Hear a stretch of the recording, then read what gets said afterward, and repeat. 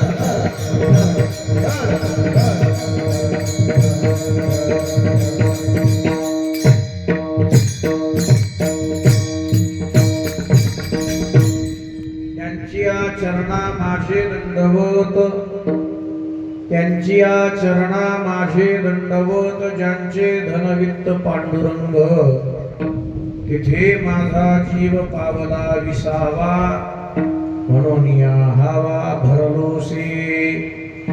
चरणीचे रज लावीन कपाळा, जीपदे रावळा जाती सुखे, तिथे माझा जीव पावला विसावा, म्हणून या हवा भरलोसे. तुका म्हणे सखे हरीचे जे दास, पुढे काही आस तुझी नाही, तेथे माझा जीव पावला विसावा, म्हणून या हवा भरलोसे. पांडुरंगा करू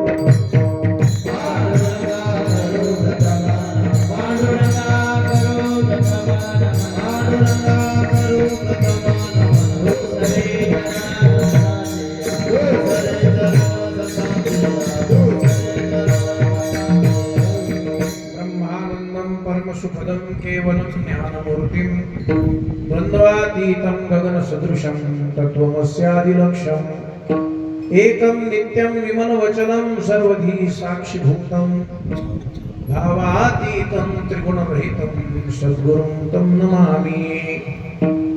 नारायणं नमस्कृत्यं नरं चैव नरोत्तमं देवीं सरस्वतीं व्यासो ततो जयमुदीरयेत्। आत्मरूप गणेश स्मरण होय सकळ विद्यांचे अधिकरण तेची वंदो श्रीचरण श्री गुरूंचे ते नमस्कारो नियता विठ्ठला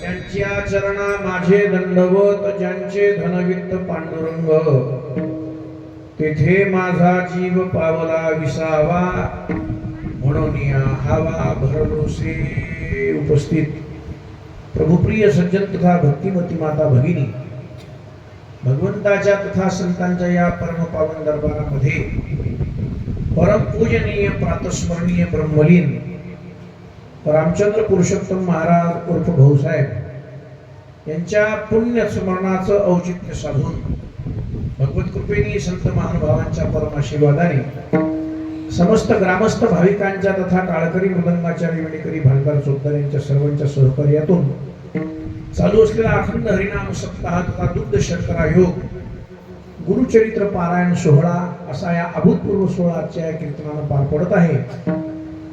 महत्वाची गोष्ट अशी आहे की महाराजांची 77वी पुण्यतिथी आहे। कारण एखादा नियम ज्यावेळेस आपण करण्याचा संकल्प करतो तेव्हा संकल्प करणं आपल्या हातामध्ये असते, पण आपण चालू केलेला नियम टिकवणं हा आपल्या हातात नाही। नियमाचा संकल्प करणं आपल्या हातात आहे, पण आपण चालू केलेला नियम हा कितपत शेवटावर जातो किंवा किती टिकतो याची सर्वस्वी जबाबदारी परमात्म्यावर आहे, आपल्यावर नाही। आपण चालू केलेला नियम जर आपल्या हातात असता, टिकवणं आपल्या हातात असता, तर नामदेवरायांना देवाकडे विनवणी करण्याचं काम पडलं नसतं। नामा म्हणे केशी राजा केला नेम चालवी माझा। भगवान, मी चालू केलेला नेम चालवणं सर्वस्वी तुझ्या हातात आहे, म्हणून नियम आपण करायचा, त्या नियमाला टोकावर नेण्याचं कार्य भगवंताचं आहे। आणि तो नियम, तो संकल्प जर सत्य असेल तर त्या सत्य संकल्पाला पूर्ण करण्याची जबाबदारी सर्वस्वी भगवंताची असते। सत्य संकल्पाचा दाता नारायण। किंबहुना एखाद्या महात्म्याच्या पुण्यतिथीच्या औचित्यानं समाजामध्ये नामदान, ज्ञानदान आणि अन्नदान घडावं, कारण हे तिन्ही दान कलियुगामध्ये अतिशय श्रेष्ठ आहे। ज्ञानदानाने तुमचा उद्धार होतो, नामदानाने अगणित पुण्य प्राप्त होते आणि अन्नदानानं तृप्ती होते। म्हणून लेने को हरिनाम, देने को अन्नदान, तैरने को लीनता, डुबने को अभिमान। म्हणून आपण ज्यांची पुण्यतिथी साजरी करतो वास्तविक ते सिद्ध कोटीला प्राप्त झालेले महानुभाव संत असतात। तुम्ही त्यांची पुण्यतिथी साजरी करा, नका करू, त्यांना त्याचं काही वाटत नाही। तुम्ही पुण्यतिथी साजरी केली तरी त्यांना आनंद नाही, नाही केली तरी दुःख नाही, कारण ते द्वंद्वाच्या पलीकडे गेलेले असतात। तुम्ही जरी त्यांची पुण्यतिथी साजरी केली नाही मृत्यू लोकामध्ये, तरी अशा महानुभाव संतांचे सोहळे देव साजरे करतो। तुका म्हणे गाजे वैकुंठी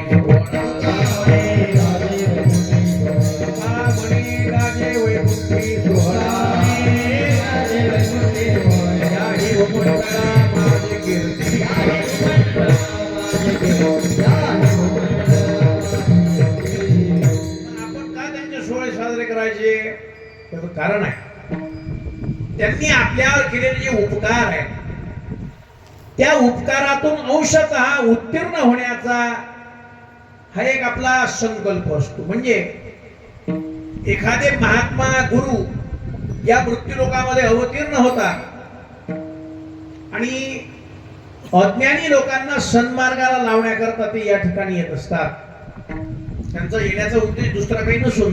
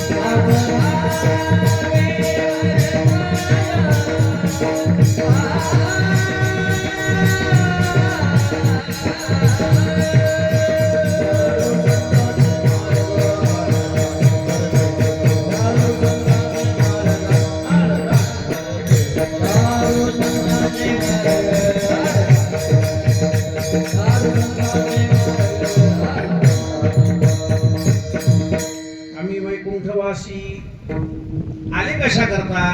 अज्ञानी लावावे सन्मार्गाशी, किंवा वेदाचं जे प्रभुवाक्य आहे ते सोपं करून आपल्या गळी उतरवण्याकरता आलेले असतात. कारण वेद हे अखिल मानवाच्या हितार्थ निर्माण झालेले आहेत. अहितापासून काढिती हितदेवनी वाढविती, म्हणून नाही गा श्रुती परवती माऊली जगा. वेदाला नेमकं काय सांगायचं आहे हे सांगण्याकरता संत महानुभावांचा अवतार असतो. विठ्ठल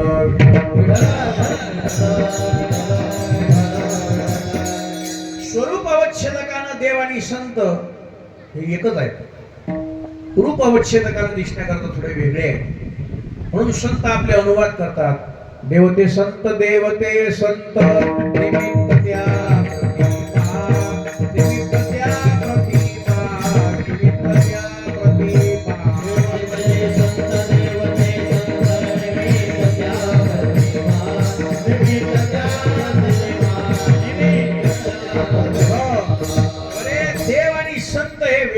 एकच आहे. पण कार्य अवच्छेदकाचा विचार केला तर देवाच्या येण्याचे 3 प्रयोजन सिद्ध होतात. परित्राणाय साधूनां, विनाशाय दुष्कृतां, धर्म संस्थापनार्थाय संभवामि युगे युगे. पण संत या मृत्यूलोकामध्ये आल्यानंतर 3 कार्य जास्त करतात. वाढावया सुख भक्तिभाव धर्म, कुळाचारी नाम विठोबाचे. हे करण्याकरता या ठिकाणी येतात. जे अज्ञानी लोक आहेत या अज्ञानी लोकांना सन्मार्गाला लावण्याकरता, त्यांना ज्ञान देण्याकरता आणि त्यांच्या ठिकाणी असणारे दुःख निवृत्ती करण्याकरता संतांचा या ठिकाणी अवतार असतो. म्हणून संतांनी आपल्यावर जे उपकार केलेले असतात, तुका म्हणे ऐसे पर उपकारी, त्यांच्या पायावरी दोषी पाठी, त्यांच्या पायावरी दोषी पाठी. तुका म्हणे ऐसे पर उपकारी, त्यांच्या पायावरी दोषी पाठी,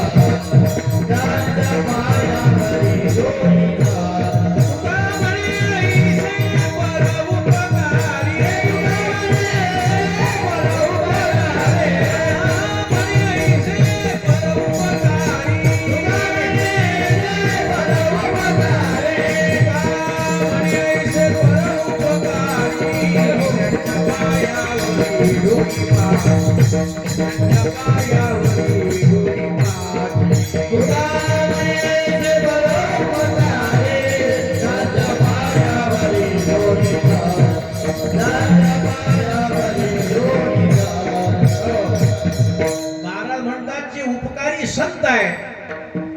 चरणावर आमचा माथा आहे किंवा आमची डोई आहे, आणि म्हणून त्यांनी केलेल्या उपकारातून अंशतः उत्तीर्ण होण्याकरता त्यांची पुण्यतिथी साजरी करावी. परंतु गंमत अशी आहे, स्वतः भगवान भागवतात बोलताना असे बोलले की माझ्या जयंती उत्सवाला साजरं करावं. भगवंताच्या उत्सवाला जयंती उत्सव म्हणायचं. सिद्ध कोटीला प्राप्त झालेले जे महात्मे असतात त्यांचे समाधी सोहळे असतात. पण ज्यांनी आपल्या जीवनामध्ये निष्काम पुण्याचं कर्माचरण केलं, निष्काम कर्मानं ज्यांच्या जीवनामध्ये अगणित पुण्य संचय झाला, त्यांची पुण्यतिथी साजरी करायची. विठ्ठल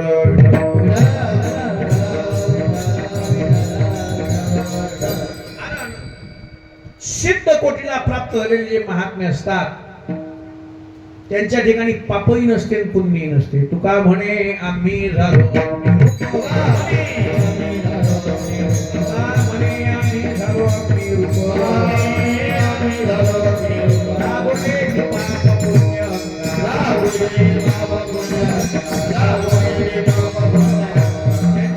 पापही नाही पुण्यही नाही.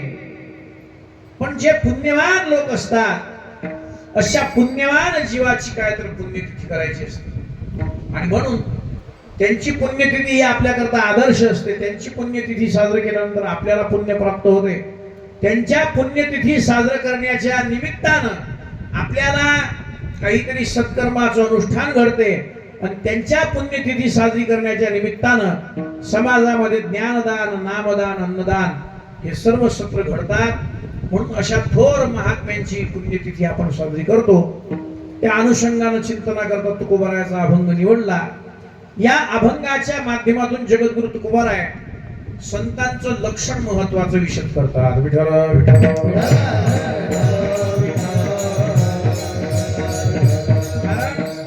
संत ही वृत्ती आहे. संत काही कपड्यावर संतत्व अवलंबून नाही. संताचं संतत्व कपड्यावर अवलंबून नाही. संताचं संतत्व हे वर्णावर अवलंबून नाही. संताचं संतत्व हे आश्रमावर अवलंबून नाही. थोडं बोलणं कळते का वर जाते डोक्याला काय सांगा ऐका आता थोडस. संताचं संतत्व हे कपड्यावर अवलंबून नाही. भगवे कपडे घालणारे, मोठ्या मोठ्या माळा घालणारे संत असतीलच असा जर तुमचा समज असेल तर कदाचित तो चुकीचा होईल. संताचं संतत्व हे वर्णावर अवलंबून नाही. वर्ण म्हणजे ते ब्राह्मण आहेत, क्षत्रिय आहेत, वैश्य आहेत, कशूद्र आहेत, त्याच्यावर त्यांचं अवलंबून नाही संतत्व. पण संताचं संतत्व हे आश्रमावरही अवलंबून नाही. ते ब्रह्मचारी आहेत, गृहस्थ आहेत, वानप्रस्थ आहेत, संन्यासी आहेत. कोणत्याही आश्रमामध्ये संत असू शकतात, कोणत्याही वर्णामध्ये संत असू शकतात, आणि कोणत्याही वेशामध्ये संत असू शकतात. फक्त आपल्याजवळ त्यांना पाहण्याची दृष्टी नाही म्हणून आपण त्यांना ओळखू शकत नाही. विठ्ठल संतांना ओळखण्याकरता काय झालं पाहिजे? तुम्ही स्वतः संत झाले पाहिजे. जोपर्यंत आपण संत होत नाही तोपर्यंत संत ओळखता येत नाही. तुका म्हणे तैसे व्हावे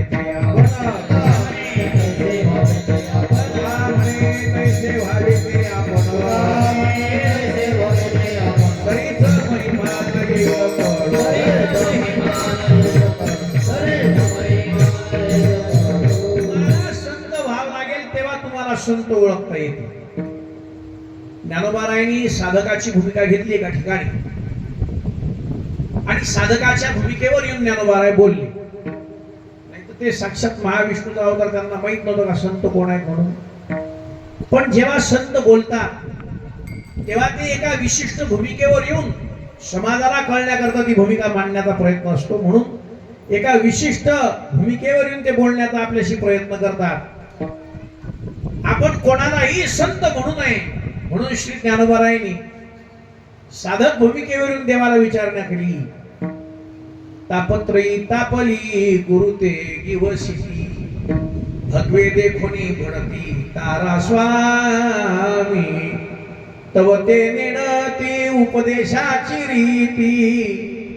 वर्णन केलं ज्ञानोबारायांनी. संत ते कवण, संत ते कवण, हेची जाणवी खुण केशी राजा, हे केशी राजा, अरे नेमकं संत कोणाला म्हणायचं, त्या संतांची खूण मला सांगा. विठ्ठल विठ्ठल.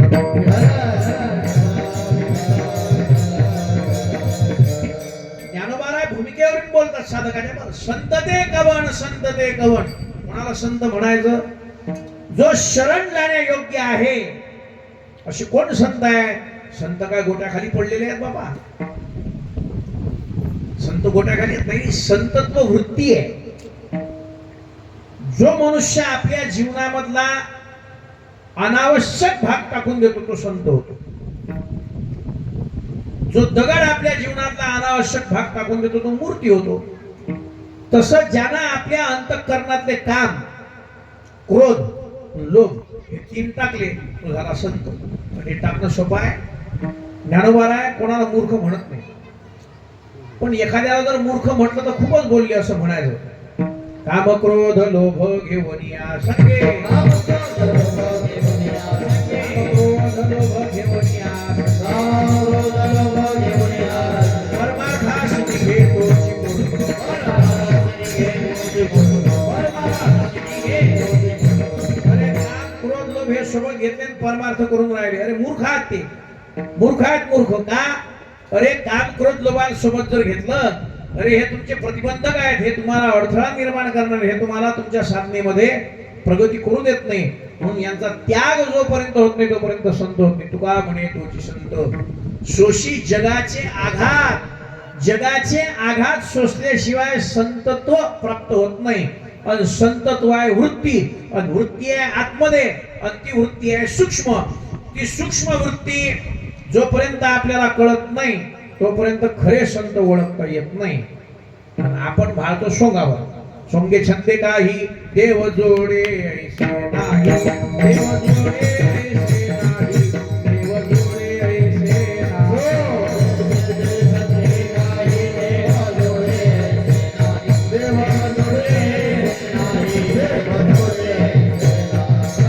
सोंगाला साधू म्हणणारे लोक आहेत.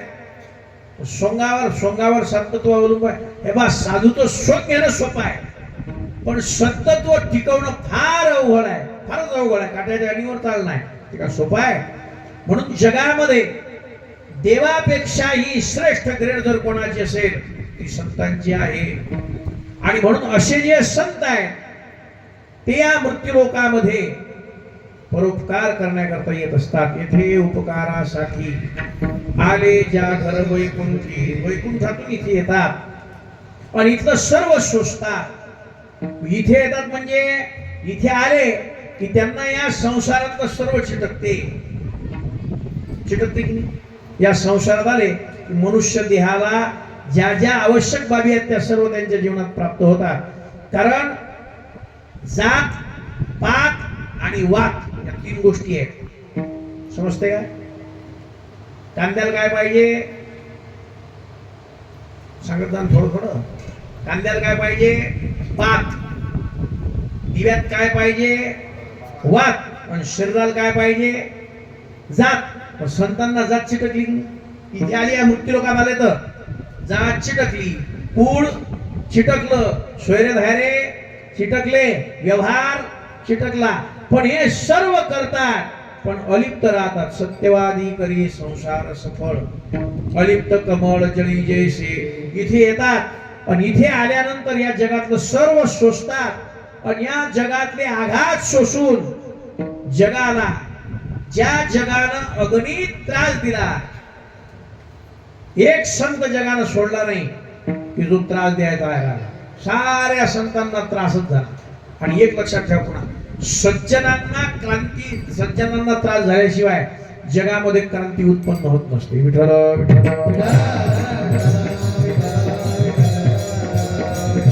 हे सर्व त्यांना चिकटते. आणि मग या सर्वांना काय करतात? सहन करून आणि मग या ठिकाणी मृत्यूलोकामध्ये येतात. आणि आल्यानंतर त्यांच्या जीवनामध्ये संसार आणि परमार्थ यांची सांगड घालावी लागते. दोन गोष्टी आहेत. एक, शास्त्राने दोन प्रकारचे चिंतन आपल्या समोर मांडलेलं आहे. विठ्ठल विठ्ठल.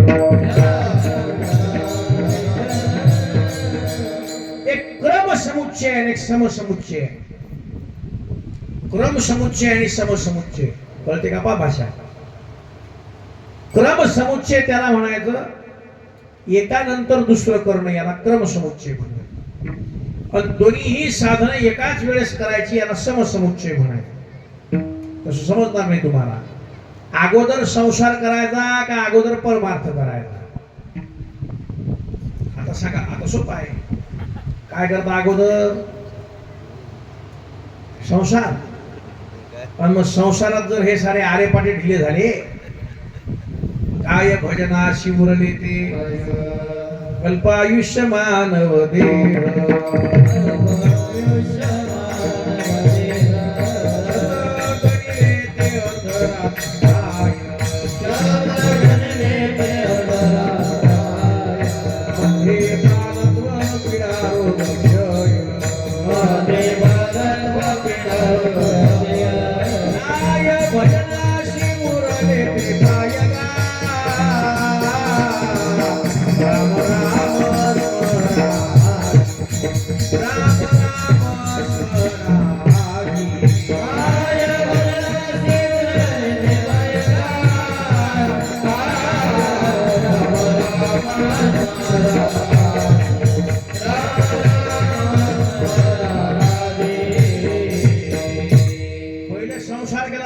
भानगड होईल ना. आयुष्य अल्प आहे, 100 वर्षाचं. त्याच्यामध्ये अर्ध न समजण्यात जात. लहानपणी आईबाप म्हणतात याला काही कळत नाही. तरुणपणात बायको म्हणते तुम्हाला काही समजत नाही. आणि म्हातारपणात पोरं म्हणतात तुम्हाला काही, अरे मग समजते कधी का? चौघाच्या खांद्यावर गेल्यावर समजते का? समजतच नाही. आपल्याला काही समजत नाही, हे बऱ्याच लोकांना काही समजत नाही. विठ्ठल विठ्ठल.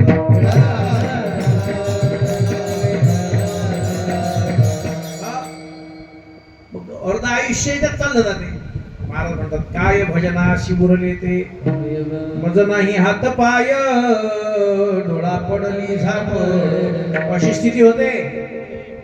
कर्ण हे बधीर झाले, वाचा बोले बोबड, नाकमुख गळू लागले, लाळ आणि शेपूड. श्वाना परी गती झाली, अवघे गती हाड हाड. अशी स्थिती होते शेवटच्या क्षणाला. मग पहिले संसार करता का पहिले परमार्थ करता? सांगा ना काहीतरी. पहिले जर परमार्थ केलं त्यात आयुष्य निघून गेलं, नंतर पोरगी कोणा द्या? विठ्ठल विठ्ठल.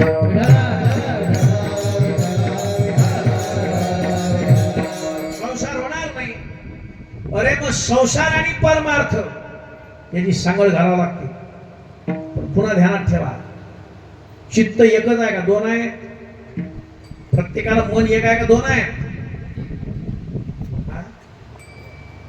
एक मन म्हणते कीर्तनात जाऊन, एक मन म्हणते घरी झोपावं. हे कसं काय?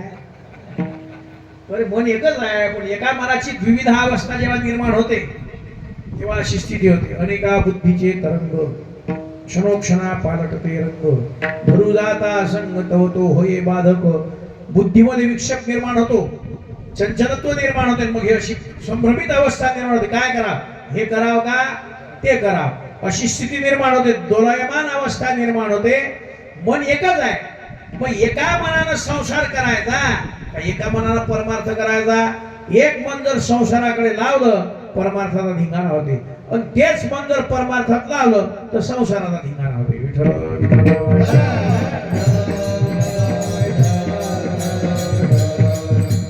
फक्त पैठण निवासी शांती ब्रह्मनाथ महाराज जर सोडले, एकाही संताचा संसार घड राहिला नव्हता.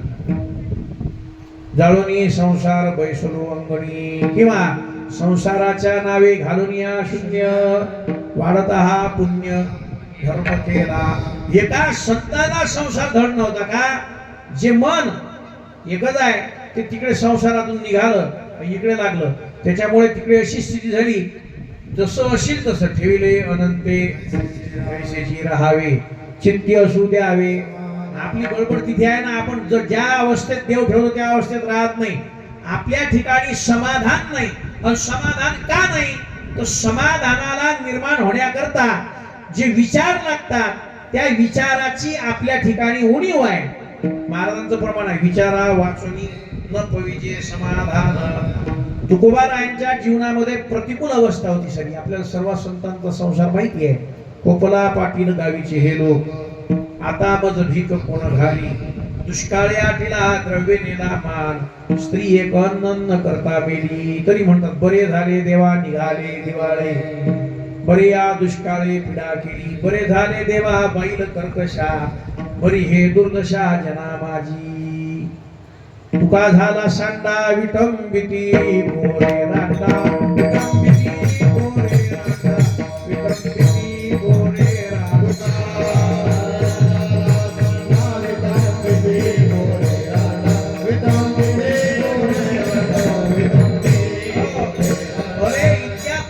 अवस्थेमध्ये हजारो छत्रधारी राजांच्या चेहऱ्यावर तेज येणे एकीकडे आणि जगद्गुरु तुकोबारायांच्या चेहऱ्यावर तेज एकीकडे. महाराज विचारतात, महाराज इतकं समाधान तुमच्या चेहऱ्यावर आहे कशामुळे? महाराज म्हणतात सदा नाम घोष करू हरी कथा, तेने सदा चित्ता. अरे आमचं समाधान काय? आम्ही सदा हरिकथा करतो म्हणून आमच्या चित्तात सदा समाधान आहे. पण आज वर्तमान काळात अशी गत आहे की कथा करणाऱ्याला जर 1000 रुपये कमी दिले तर ते इथं असमाधान निर्माण होते.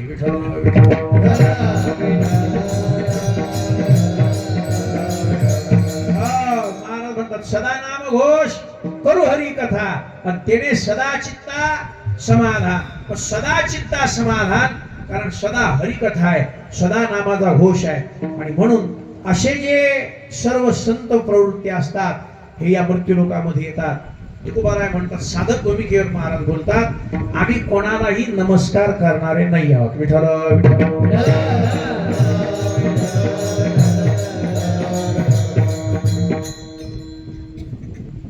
संपूर्ण जीवन त्याच्या चरणावर समर्पित करायचं आहे. तो पहिले त्या योग्यतेचा आहे की नाही याची परीक्षा घ्यावी लागते. परीक्षा घ्यावी लागते. कसं नाही, जितके संत होऊन गेले या सर्व संतांची परीक्षा झाली की नाही? तुकाराम महाराजांना परीक्षा घेतली. तुकाराम कोणी घेतली परीक्षा सांगा बरं? तुकोबाराची परीक्षा घेतली कोणी?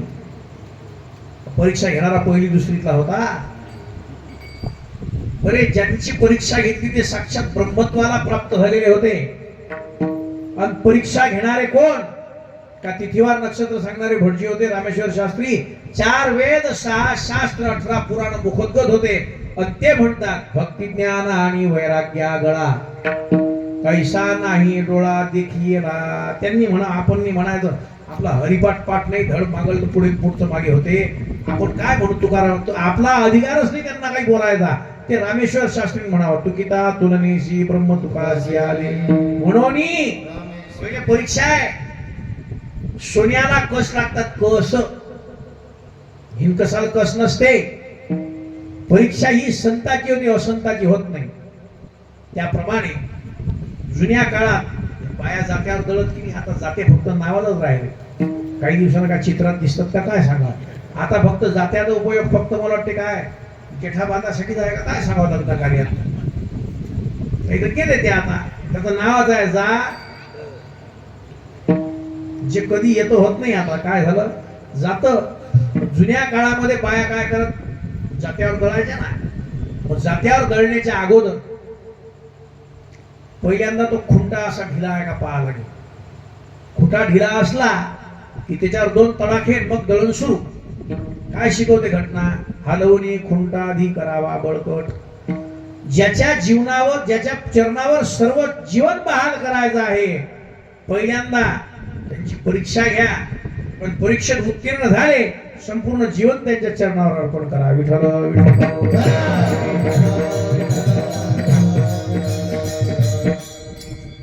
संसारिक माणसाचं संपूर्ण आयुष्य सुख या 2 शब्दाच्या भोवती फिरत असते. सुख विसावा शांती. चुकून माणसाने घराला नाव दिलेलं आहे विसावा. जेवढा घरात अशांती आहे अविसावा आहे तेवढा जगात कुठेच नाही.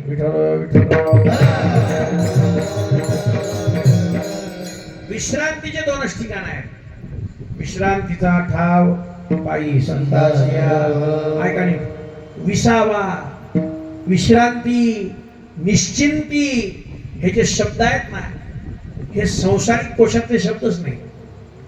आता निश्चिंतीने पावलो विसावा, फुंकलिया हवा, निश्चिंत अवस्था. कुठे? संसारामध्ये निश्चिंत अवस्था तुम्हाला कुठे पाहण्याकरता प्राप्त होणार नाही. संसारात एक सारिता पुढे उभे, एक चिंता मिटली की दुसरी पुढे उभी राहते. अशी स्थिती संसाराची आहे. निश्चिंत अवस्था, ज्याला चिंता आहे ना, चिंता जिवंत जाळते ती चिंता, मेल्यावर जाळते ती चिता. एका अनुस्वाराचा फरक आहे फक्त बिंदूचा. मेल्यावर जी जाळते ती चिता आहे, पण जिवंतपणी जी जाळते ती कोण आहे? चिंता आहे. चिंता असलेल्या माणसाला रोज तुपाची धार जरी असली तरी त्याला अंगी लागत नाही. चिंता असलेल्या माणसाला 2-2 झोपेच्या गोळ्या घेतल्या तरी झोप लागत नाही का? चिंता तुराणाम सुखम न निद्रा. आणि ज्याला चिंता नसू द्या, शिळ्या भाकरीचे तुकडे खाल्ले तरी भली कशा अंगाला लागतात मस्त एकदम. आम्हाला कोणी 8 दिवस उपाशी ठेवला, आम्हाला तर कोणी म्हणणार नाही उपाशी आहे म्हणून. का? निश्चिंत अवस्था, चिंता नाही करायची कोणा गोष्टीची. मग परमार्थामध्ये निश्चिंत अवस्था आहे आणि संसारामध्ये चिंता आहे. म्हणून निश्चिंत अवस्था ज्या ठिकाणी असते तिथे माणसाला सुखाची अनुभूती येत असते. म्हणून लोक बहुतेक कीर्तनात, भागवतात, कथेत झोपतात. का झोपतात? पण निश्चिंत अवस्था इथे, काही टेन्शन नाही, काही नाही, आवाज नाही, काही नाही. आणि इतकं शांत वातावरण असते. गरमी नाही, कूलर आहेत मस्त थंडेगार, अशी स्थिती आहे. निश्चिंत अवस्था फक्त देवाच्या जवळ आहे आणि निश्चिंत अवस्था केवळ संतांच्या ठिकाणी आहे. म्हणून विश्रांतीचा ठाव, विश्रांती फक्त संतांच्या ठिकाणी आहे. आणि जीवाला विश्रांतीची, विसाव्याची, सुखाची अनादी कालापासून अपेक्षा आहे. खरं सुख त्याला कुठंतरी केव्हा तरी भोगलेला आहे. जो पदार्थ आपण कधीतरी केव्हा तरी खाल्लेला आहे, तो कधीतरी खाण्याची आपल्या अंतःकरणामध्ये इच्छा उत्पन्न होते, चव माहीत असल्यामुळे. तसं तुम्ही सुख कधीतरी भोगलेला आहे. शाश्वत सुखाला तुम्ही कधीतरी प्राप्त केलेला आहे. शाश्वत सुख तुमच्या जीवनामध्ये तुम्ही भोगलेला आहे. म्हणून जीव सातत्यानं वारंवार सुखाची अपेक्षा करत राहतो. विठ्ठल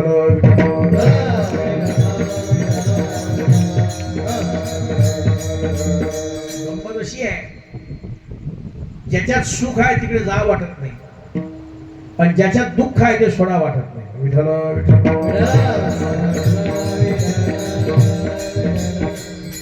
विषय विषयाचा परिपाडू, गोड परमार्थ लागे कडू, कडू विषय तो गोडू, जीवाशी झाला. अरे मुख्य विषय कडू आहे, पण कडू असणारे विषय गोड लागायला लागतात. सर्पदंश झाला, कडुलिंबाचा पाला खाऊ घातला की तो गोड लागतो, पण गुळ खाऊ घातला की तो कडू लागतो. गुळ कडू लागायला लागला की समजून चालायचं विषाचा परिणाम होऊन राहिला. कडुलिंबाचा पाला गोड लागायला लागला की समजायचं विष चढलेला आहे. गुळ गोड आहे, गोड असणारा गुळ कडू कसा लागेल तसा परमार्थ गोड आहे, पण गोड असणारा परमार्थ कडू लागायला लागला. काय झालं मग? लोभ सर्प डंखाला करू काय, स्वार्थ संपत्तीने जडला पाय, आशा लहरी तापला देह, तृप्तीवाला घाडी वो गुरुमाये, लोभ सर्प डंखाला करू काय, लोभ सर्प डंखाला करू काय,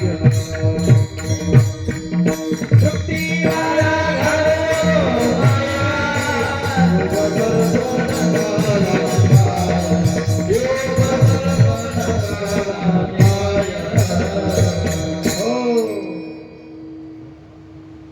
लागते त्यासाठी म्हणजे मेळ बसते. विठ्ठल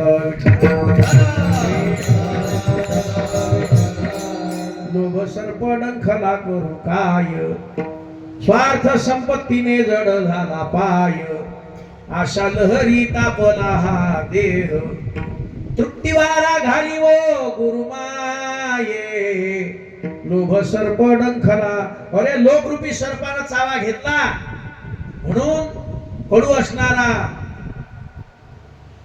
संसार गोड लागायला लागला, आणि गोड असणारा परमार्थ कडू लागायला लागला. भजन गुळ तो बहु गोड कडू झाला. वर्णन आहे, खूपच वर्णन केलं महाराजांनी. म्हणजेच विषाचा परिणाम व्हायला लागला. मग या विषातून बाहेर काढण्याचं कार्य संत किंवा गुरु करतात. विठ्ठल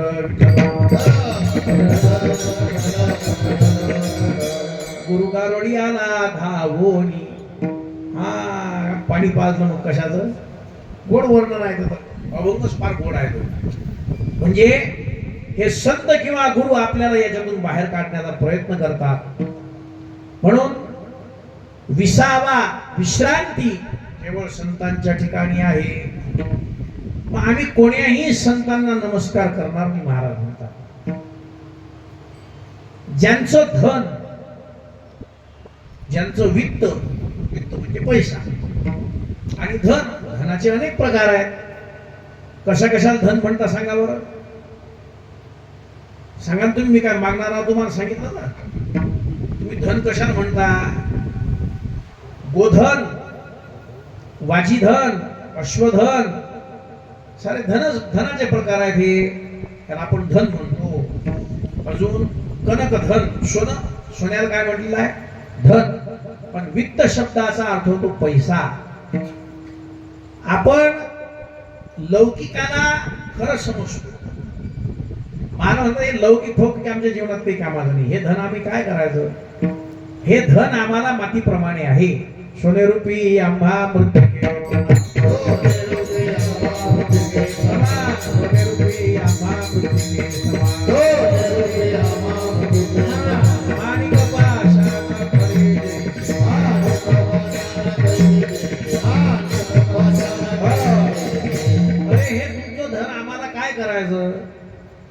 आम्ही असं धन जोडलेलं आहे. संतांच्या जवळचं धन असं आहे की त्याला नाही लागत टॅक्स. संतांच्या जवळचं धन असं आहे की त्याला नाही चोराची भीती. आणि संतांच्या जवळचं धन असं आहे की कोणाला फुकट नाही म्हटलं तर कोणी नेत नाही. आम्हा घरी धन शब्दाचीच रत्ने, शब्दाचीच शस्त्रे यत्न करू. शब्दची आमुच्या जीवाचे जीवन, शब्द वाटू जन धन लुटा. पायोजी मैने राम रतन धन पायो. असं धन आहे. जोडिले हे ना सरे धन, जोडिले हे ना सरे धन, जोडिले हे ना सरे धन. अविनाश आनंद धन, अविनाश आनंद धन. अमृत मूर्ती मधुसूदन,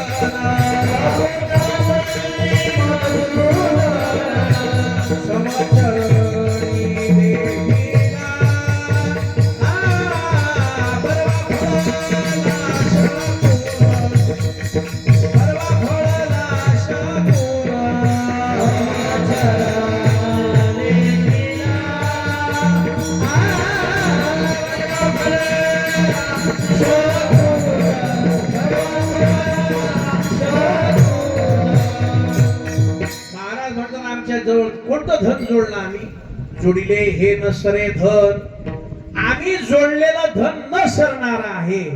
पण आपलं धन सरणार आहे का, शाश्वत राहणार आहे. सांगायचं ना. भूमिहीन माणसं लँडलॉर्ड झालेली आहेत. आणि लँडलॉर्ड माणसं हे डोळ्यासमोरची उदाहरण आहेत का आपले. मग आपण कमावलेलं धन शाश्वत आहे का अशाश्वत आहे. तुका म्हणे धन भाग्य अशाश्वत जाण, भाग्य अशाश्वत जाण, भाग्य अशाश्वत जाण.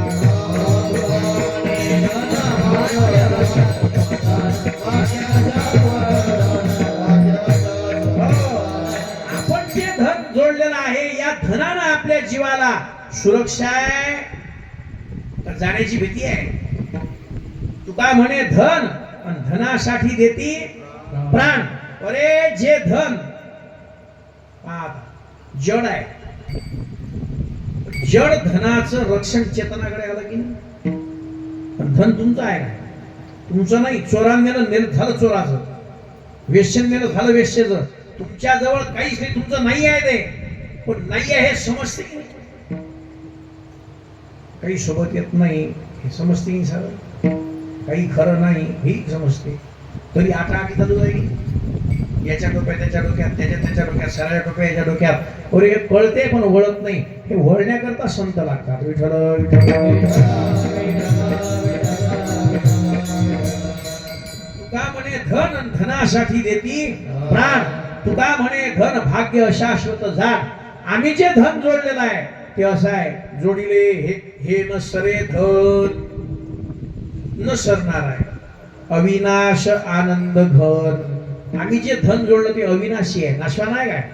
आपल्या धनासारखं नाशणार आहे? नाही नाही. अविनाश आनंद घन अमूर्त मूर्ती मधुसूदन समचरणी देखिला बरवा फळला शकून. आम्ही जे धन जोडलं या स्वरूपात आहे, पण तुमच्या जवळचं जे धन आहे याच्या विरुद्ध आहे.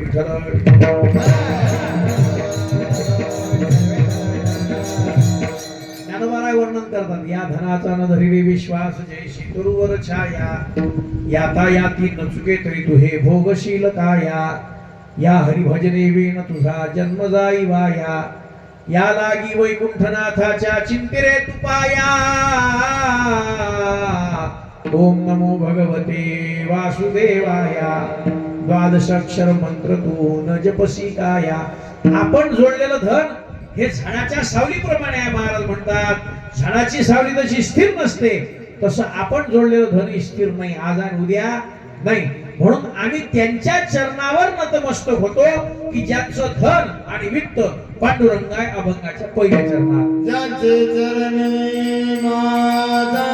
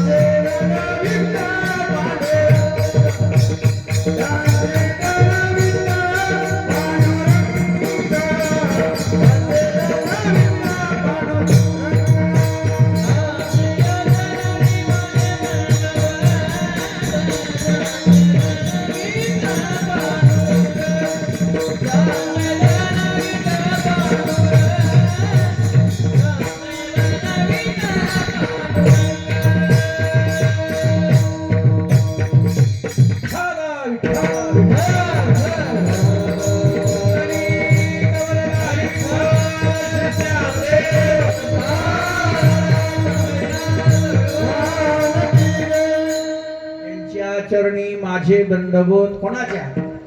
कोणाचे नाही महाराज. ज्याचे धनवित्त पांडुरंग, ज्याचं सर्वस्व पांडुरंग आहे, ज्याचं सर्वस्व धन सर्व काही जे असेल ते सर्व.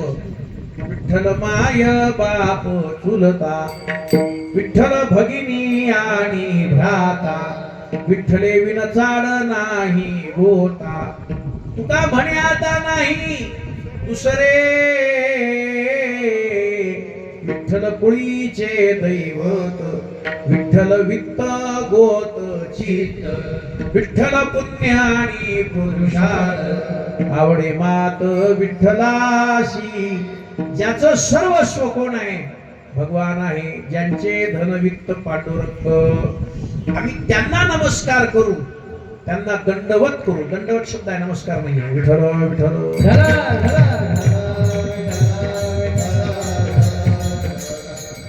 नमस्कार वेगळा, दंडवत वेगळा, लोटांगण वेगळं. या तीन पैकी काय करतो आपण? काहीच नाही करत. नमस्कार करतात, नमस्कार आहे तर धड करत नाहीत लोक. काय कसं काही असे करतात, काही असे करतात, काही असे करतात, काही गुडघ्याचं दर्शन घेतात. एका हातानं नमस्कार करणाऱ्या व्यक्तीच्या पुण्याचा क्षय आहे. असा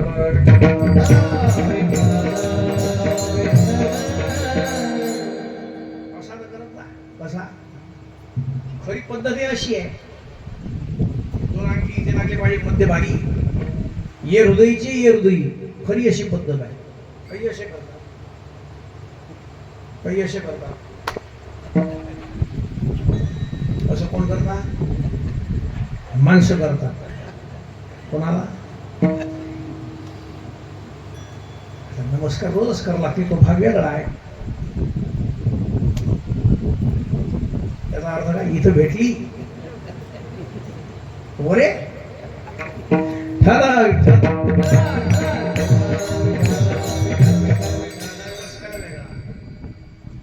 दंडवत शब्द आहे स्वांगमायामध्ये बऱ्याच ठिकाणी. श्री संताची या माथा चरणावरी साष्टांग हे करी दंडवत. दंडवत शब्द आहे. त्यांची आचरणा माझे दंडवत. दंड आणि वत, दंड शब्दाचा अर्थ होतो काठी आणि वत शब्दाचा अर्थ होतो प्रमाणे.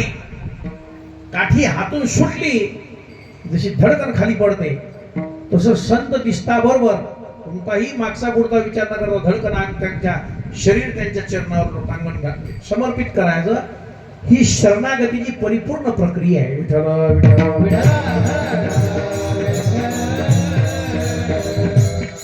कोणती महात्मा दिसली की पहिलं तुमच्या जीवनामध्ये पहिली उपचार आहे, पहिलं काही जे क्रिया करायची असेल ती एकच आहे. तद्विधी प्रणिपातेन परिप्रश्नेन सेवया उपदेक्षन्ति ते ज्ञानम ज्ञानिनस्तत्वदर्शिनः. ते ज्ञान पैगा बरवे जरी मनियाथी आणावे, तरी संताया भजावे सर्वस्वेसी. जो ज्ञानाचा कुरुठा तेथ सेवा हा दारवंटा, तो स्वधीन करिगा सुभटा वळगोनी. तन्मनु जीवे चरणासी लागावे, अगर्वता करावे दास्य सकळ. मग अपेक्षित आपुले त्याही पाहिजे पुसिले, जेणे अंतःकरण बोधरे संकल्पा नये.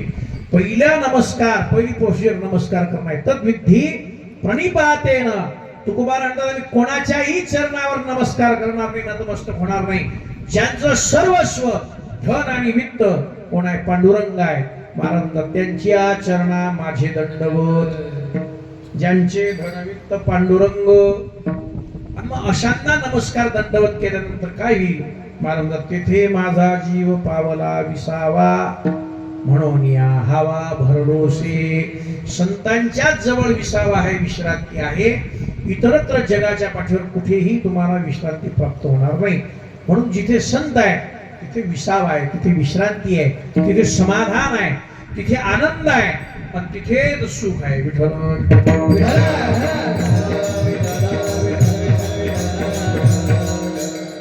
तुम्ही जी सुखाची व्याख्या करता ती नाही संतांना मान्य. किंबहुना सोय जीवा आत्मयाची लाहे, तेथ जया होय तया नाम सुख. संसारामध्ये सुखाचा नुसता आभास आहे. सुख पाहता जवा पाडे, दुःख पर्वता एवढे. संसारात देवाच्या व्यतिरिक्त सुख नाही. आलिया संसारा एक सुख आहे, आठवावे पाय विठोबाचे. आणि म्हणून संतांच्याच ठिकाणी सुख किंवा शांती आहे, आनंद आहे. कारण तुम्ही एखाद्या दुःखी माणसाजवळ गेले, तुम्ही दुःखी पण अजून दुःखी माणसाजवळ गेलं, दोन दुःख एकत्रित आल्यानंतर आनंद. किती आंधळे एका ठिकाणी आल्यानंतर एक डोळस तयार होईल. किती बहिरे एका ठिकाणी आल्यानंतर एक चांगला ऐकणारा तयार होईल. तसे किती दुःखी एका ठिकाणी आल्यानंतर एखादा सुखी उत्पन्न होईल, होऊ शकत नाही. आपला घोर असा झाला, हा दुःखी आणि त्यात अजून आपण जाऊन भेटतो म्हणजे आपलं दुःख आणि त्याचं दुःख जरा ऍड जास्त होते ते कमी नाही होत. पण संतांच्या जीवनामध्ये दुःखाला कुठे स्थान नाही. दुःख ते काहीचे नाहीये स्वप्नाशी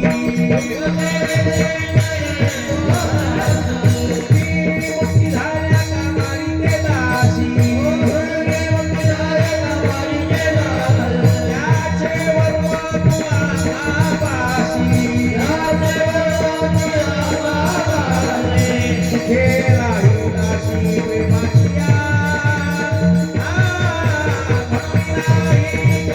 काही चिंता. म्हणून नाही काही चिंता.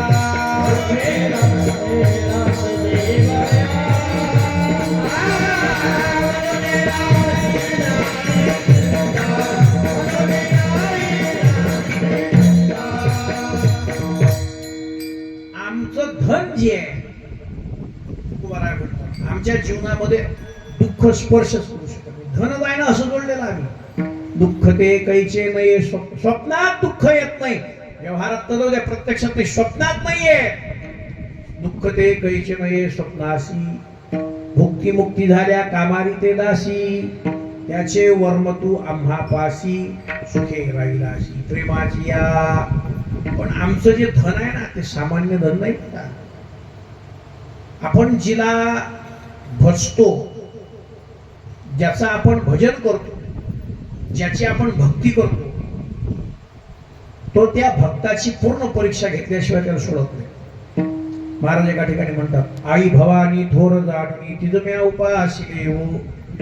हाती परडी देवनी तिने मज भिकेशी लाविलेऊ.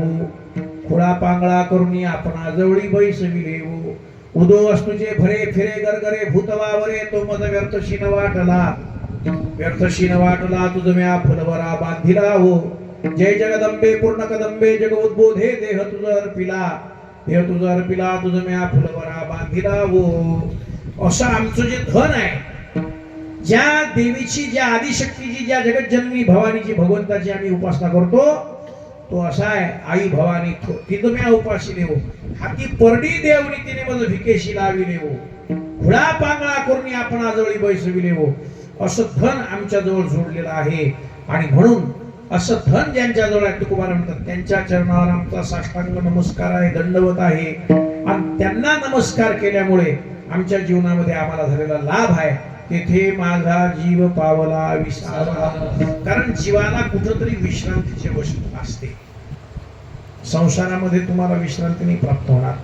विश्रांती नाही कोठे, रात्रंदिवस तळमळ.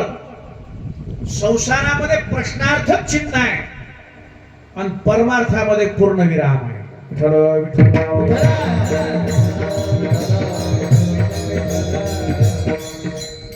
कृतकृत्य अवस्था, परिपूर्ण अवस्था परमार्थामध्ये, संसारात नाहीये. असा उन्हाळ्याचा दिवस असला, रखरखत ऊन असलं, पण उन्हात चालणाऱ्या माणसाला कशाची अपेक्षा असते? कशाची? सावलीची. थंडगार सावली कुठेतरी भेटली पाहिजे. आणि त्या सावलीत बसलेला जीव जसा विसावतो, शांत होतो, त्याला आनंद प्राप्त होतो, तसा संसारिक माणसाला जो ताप आहे तो कशापासून आहे? पहिल्यांदा इथून त्याची सुरुवात पाहावी लागेल. आपण 3 तापानं होरपळलेली आहोत. आध्यात्मिक, आदिभौतिक आणि आदिदैहिक या 3 तापानं होरपळलेला जो जीव आहे की नाही, जसा उन्हात चालणारा माणूस सावलीची, शांतीची, विश्रांतीची अपेक्षा करतो, तसा या तापत्रयानं होरपळलेला जीव कुठेतरी त्याला शांती प्राप्त होते का म्हणून पाहतो. घरात आल्यानंतर त्याला शांती नाही. इथे लोक शांत येतात, परमार्थामध्ये येतात आणि इथे संतांच्या जवळ शांत होतात. म्हणून तुकोबारा म्हणतात, तेथे माझा जीव पावला विसावा. म्हणून या हवा भरलोसे. आणि मग आमच्या जीवनामध्ये जो अहंकार आहे, जो अभिमान आहे, जी वासना आहे, त्या वासनेमुळे सुद्धा हे जे विकार आहेत की नाही, याच्यामुळे माणसाच्या जीवनामध्ये अशांती असते. क्रोध ज्याच्या जीवनात आहे, क्रोधी माणसाचं सर्व वाटोळ होते क्रोधामुळे. क्रोध वेगळा, युगो वेगळा, आणि तापड स्वभाव वेगळा. विठ्ठल विठ्ठल.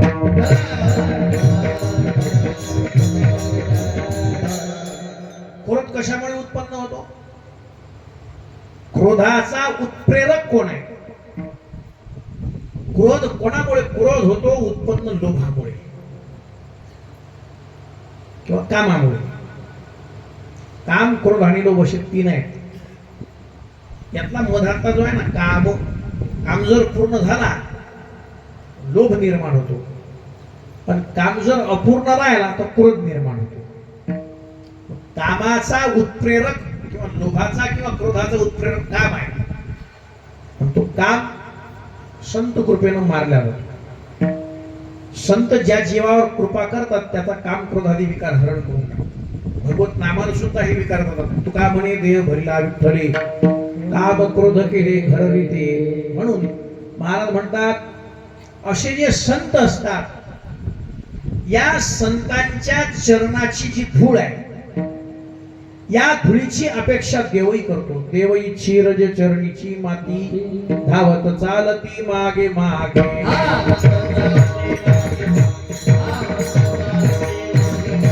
देवही क्षीरज चरणीची माती, देवही क्षीरज चरणीची माती, धावत चालती मागे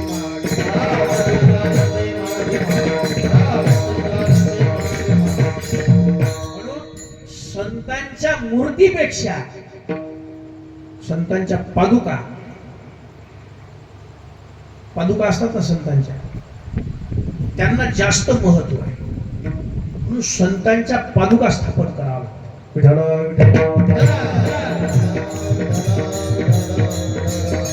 कारण ते जे चरण आहेत ना त्यांचे, ते आचरणाच्या दिशेनं पादक्रमण करत असतात. अशा संतांच्या चरणाची धूळ जर आपल्याला प्राप्त झाली, महाराज म्हणतात वासनेचे बीज जोडणी जाये. वासना जी वासना म्हणजे काय? वासना शब्दाचा अर्थ होतो आपल्या अंतःकरणामध्ये निर्माण झालेली अविकसित इच्छा, तिचं नाव आहे वासना.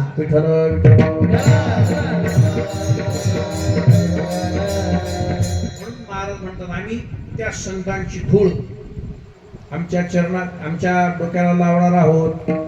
कोणाची? जी पदे राहुळा जाती सुखे. विठ्ठल विठ्ठल.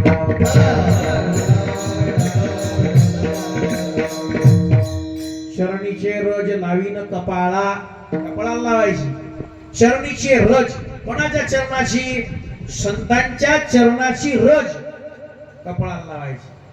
मला गडबड अशी होते, आपण अर्धा विधी ऐकतो, अर्धा ऐकत नाही, असं अशी भानगडी यायचं नाही.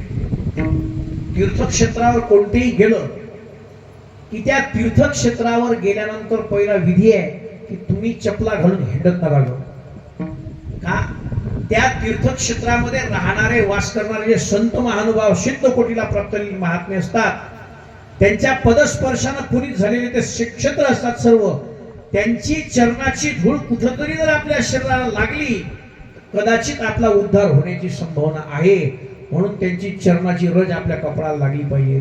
चरणीचे रज लावीन कपाळा, जी पदे राऊळा जाती सुखे.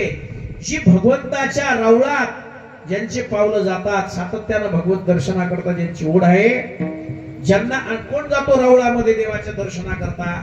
ज्याला देव मनापासून आवडतो तो.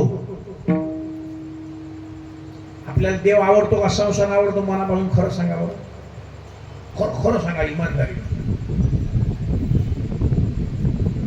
समजा उद्या तुम्हाला लग्नाची चिठ्ठी असली कोणाची, संध्याकाळचं रिसेप्शन असलं, कीर्तनही रात्री, रिसेप्शनही, खरं सांगा काय करसाल? काय करसाल? तिकडे जासाल. कुठे? पत्रिका नाही गेलं तर मग काय म्हणतील? एवढंच म्हणतील, तुम्ही आले ना, याच्यापेक्षा काय म्हणतील? समजा तुम्ही नाही गेले तर नवरच्या नवरी काही स्टेजवर चढणार? तुम्हाला विचारत नाही ते, फक्त गेले तुम्ही दिसली की एवढं म्हणतात, बरं झालं आले, जेवण केल्याशिवाय तेवढ्यासाठी जावं लागते फक्त. पण हे किती महत्वाचं आहे. देव नाही आवडत ना, आवडीच्या हरी अंतरापासून पैशियाचे मनी. ज्ञानोबारायांना विचारलं एकदा पांडुरंगाने, महाराज मी आवडतो का तुम्हाला? ज्ञानोबांनी सांगितलं ते भाई विचाराची गोष्ट आहे का? आवडतो म्हणजे आवडतो, किती आवडतो हे सांगा. ज्ञानोबाराय म्हणतात, तुझी आण वाही नगा देवराया देवराया, बहु आवडसी जीवा पासोनिया, बहु आवडसी जीवा पासोनिया, तानरिया विठोबा तानरिया, तानरिया विठोबा, तानरिया,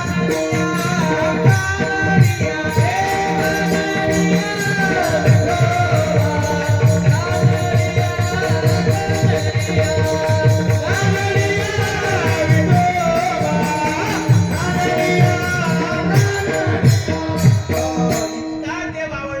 जीवापासून. आपल्याला जीवापासून काही आवडत नाही, आपल्याला काम भागवण्यापुरता आवडतो. आपलं काम झालं, काम सरण होईल, आला तात तर देवाला म्हणायचं तू माझा बाप, नाही तर मीच तुझा बाप. असं नाही झालं. महाराज जी पदे रावळा जाती सुखे. तुमच्या परमार्थातला सर्वात मोठा मृत्यू जर कोणता असेल तर तुमच्या नियमामध्ये खंडन आली, तोच तुमचा परमार्थिक मृत्यू आहे. विठ्ठल विठ्ठल.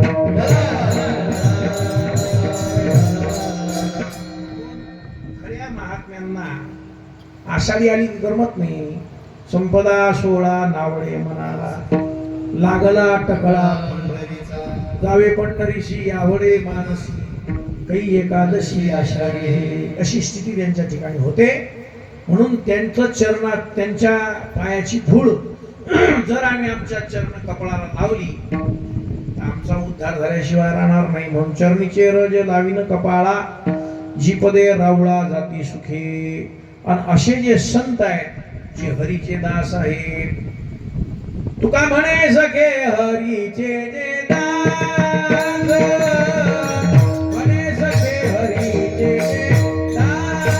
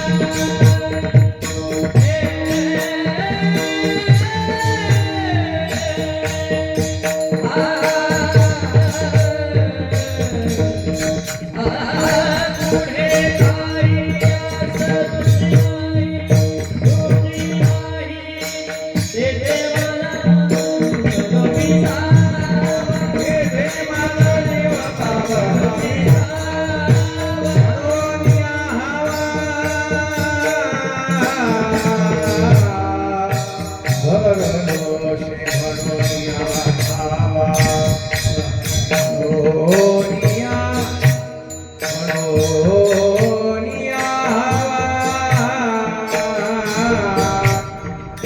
म्हणोनिया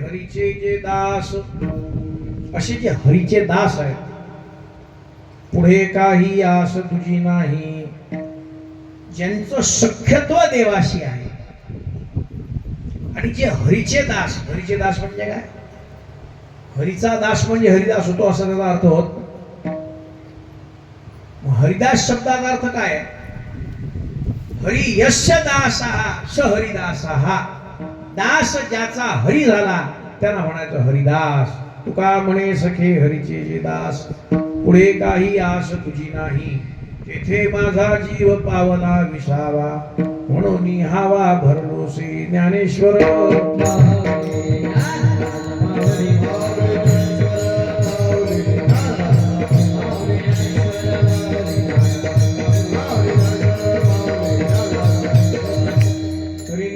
परते अधिकते सरते करून घ्यावे तुळसे पायाच्या प्रसादे काही बोलिलो विनोदी मद क्षमा करणे सत्य नये अंगवतो युक्ती नाही हा उपदेश तुमचे बडबडिलो शेष तुमच्या कृपेचे पोषणे जन्मोजन्मी तुका म्हणे धरित चिंतन सेवा परमपूजनीय प्रातस्मरणीय ब्रह्मलीन रामचंद्र पुरुषोत्तम महाराज यांच्या चरणी समर्पित करू तसंच या ठिकाणी या क्षेत्राच्या ठिकाणी ज्यांनी आपल्या 2-3 पिढ्या झिजवल्या असे परमपूजनीय नरहरी महाराज तथा दामोदर महाराज यांच्यावर विशेष तुमच्या संपूर्ण भांबेरी गावावर ज्यांची असीम कृपा होती अशा भाऊसाहेबांच्या पुण्यतिथीच्या निमित्तानं या ठिकाणी चालू असलेला काकळा हरिपाठ गुरुचरित्र पारायण हरी कीर्तन अशा सोहळ्याला आपण सर्वजण उपस्थित राहतात पुण्यवान आहात म्हणून अपुण्यवान असते अभाग्य असते तर काही हे तुम्हाला प्राप्त झालं नसतं म्हणून ज्यांच्या माध्यमातून या ठिकाणी येण्याचा सुयोग त्यांच्या चरणी समर्पित करू योग्य असेल ते साधू संतांचं चुकीचं असेल ते प्रकृतीचा दोष ओम भाऊसाहेब नमो नमः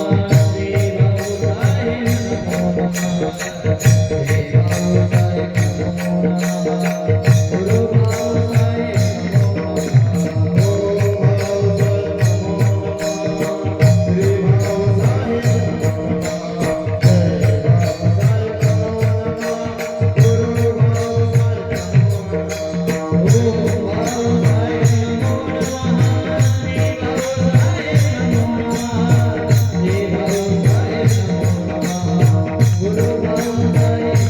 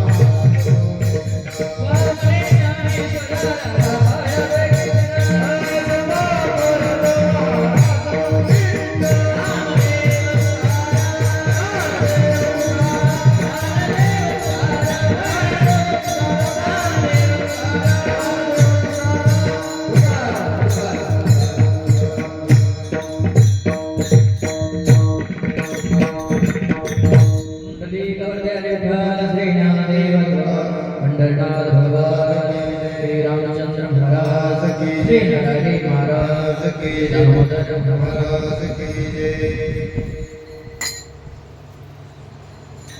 उद्या ठीक रात्री 8:30 ते 10:30 हरिभक्त पारायण सदाशिव महाराज भारसाकडे भांबेरी यांचे हरिकीर्तन होणार आहे। तरीही